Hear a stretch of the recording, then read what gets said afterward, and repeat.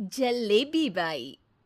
वर्मा जी के यहाँ एक काम वाली आई। उसका नाम था जलेबी बाई, क्योंकि उसके कोई भी काम सीधे नहीं होते थे। बात हो या काम, हर चीज घुमा के ही करती थी। अरे साहब, वो जो स्कूल में बच्चों की होती है ना, वो मुझे चाहिए।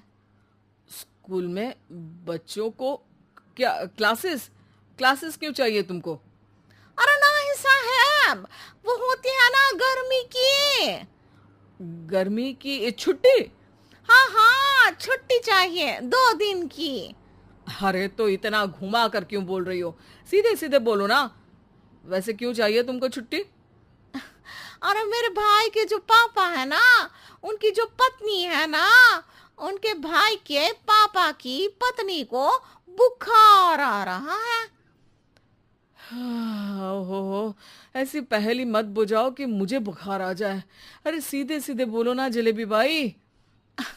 अरे देखो, मेरे भाई के पापा, मेरे पापा, उनकी पत्नी यानी मेरी माँ के भाई यानी मेरे मामा के पापा यानी मेरे नाना, और मेरे नाना की पत्नी यानी मेरी नानी को ना बुखार आ रहा है साहेब। अरे जलेबी भाई, तुम 2 नहीं 10 दिन की छुट्टी ले लो। बस अगली बार से ना ऐसी छुट्टी मांगना हो तो अनुराधा से मांगना, मुझसे नहीं। ठीक है। एक और बात साहेब। एक और बात सुनी तो मुझे पागल खाने जाना पड़ेगा। अरे पागल खाने क्यों जाओगे आप? अरे चावल ही खा लो। अरे जलेबी भाई, दिमाग का ढोकला मत बनाओ, जाओ यहाँ से प्लीज। वर्मा जी जलेबी बाई की घूमी बातों से जान बचाने के लिए उसे लंबी छुट्टी दे देते हैं और अनुराधा को बताते हैं। अरे आज तो उसने मेरे दिमाग के तार ही उलझा दिए। कितना घुमा घुमा के बात करती है जलेबी बाई। अरे तुम कहो तो मैं तुम्हारा हाथ बंटवा दूंगा घर के काम में, लेकिन जलेबी बाई को तो और झेल नहीं सकता मैं भाई। अरे शांत हो जाओ, मैं संभाल लिया करूंगी उसे। लोड मत लो आप उसको। हाँ हाँ, तुम संभाल लेना उसको, वरना मुझे नहीं संभाल पाओगी। मुझे आगरा के पागल खाने में ही भर्ती होना पड़ेगा। आगरा क्यों जाना? मुझे तो लगता है जलेबी बाई इस घर में थोड़े दिन और रही तो हमारा घर ही एक मशहूर पागल खाना बन जाएगा।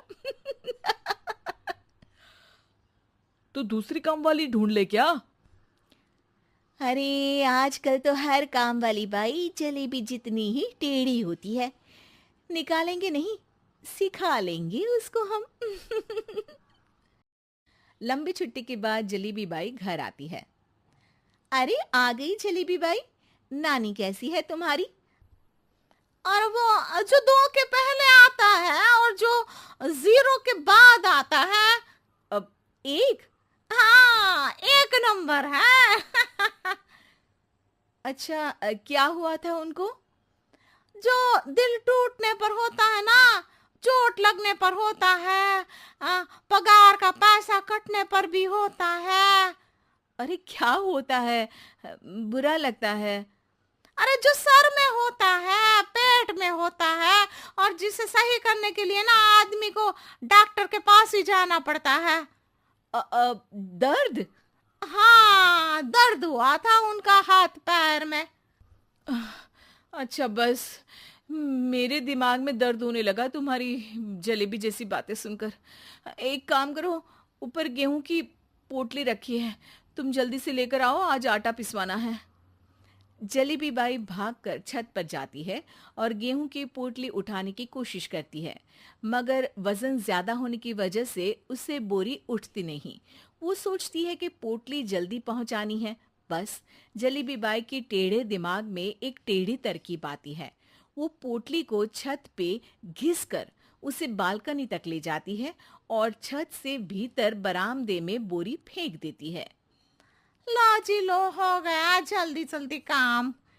नीचे पहुंचती है तो देखती है कि अनुराधा वहां उसे गुस्से से देख रही है और नीचे पूरा गेहूं बिखरा पड़ा है।